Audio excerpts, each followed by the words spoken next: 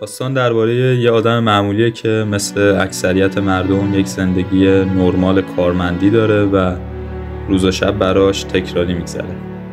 اون سعی میکنه سرشو با خرید لوازم خونه گرم کنه، دستگاه‌های ورزشی بخره و هر چیزی که باعث بشه زندگیش از یک نواختی در بیاد. ولی با این کار هرچی بیشتر تلاش میکنه بیشتر تو عمق روزمرگیش فرو میره و راهی هم جلوی پای خودش نمیبینه که بتونه ذهنش و سبک زندگیشو به آرامش برسونه.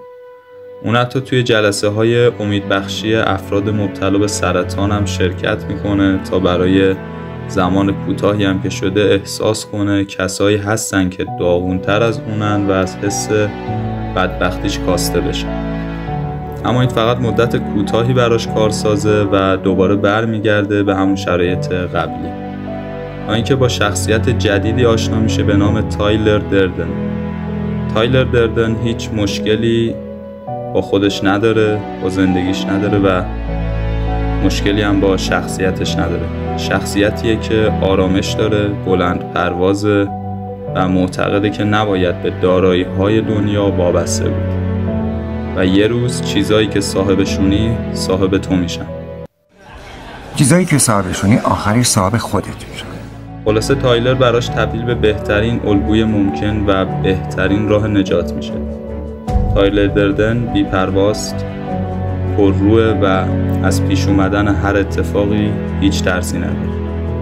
دقیقاً این همون کاراکتریه که هر آدمی که دوچار روزمرگی دوست داره بهش تبدیل بشه.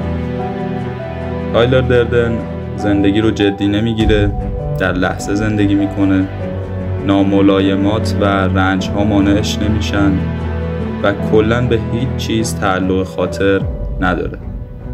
این ذهنش رو از بند رها کرده و از 99% جامعه متمایز میکنه.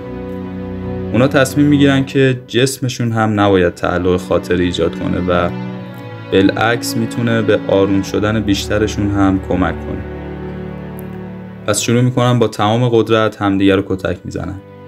به طرز جالبی با این کار انرژی‌های منفیشون تخلیه میشد و احساس سبکی میکردن و انقدر ایدهشون جالب بود که طرفدارای زیادی پیدا کردن و باشگاهی تأسیس کردن به نام باشگاه مشتزنی. کسایی که به این باشگاه جذب میشدن داستان‌های شبیه به همی داشتن و همه از درد روزمرگی، تکرار و اجبار رنج می‌بردن. باشگاه مشتزنی بهشون کمک میکرد حداقل روزی چند ساعت از بند مشکلاتشون آزاد بشن.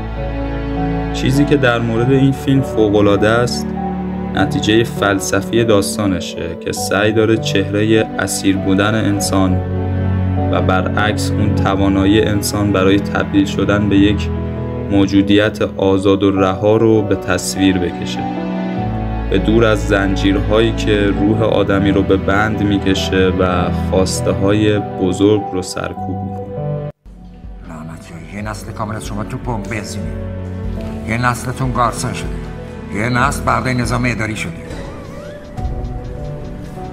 تبلیغات باعث شده بودیم دنبال ماشین و لباس بریم سر کاری که کوچکترین علاقه بهشون نداریم. ما بچه‌های بی‌خاصیت تاریخیم، هدف و جایگاهی نداریم، نه جنگ بزرگی داریم نه رکورد بزرگی داریم. جنگ بزرگ ما جنگ روانیه، رکورد بزرگ ما زندگی مونه. اگه از این ویدیو خوشت اومد لایک و کامنت فراموش نشه و به هم لطف میکنی اگه چنل رو سابسکرایب کنی.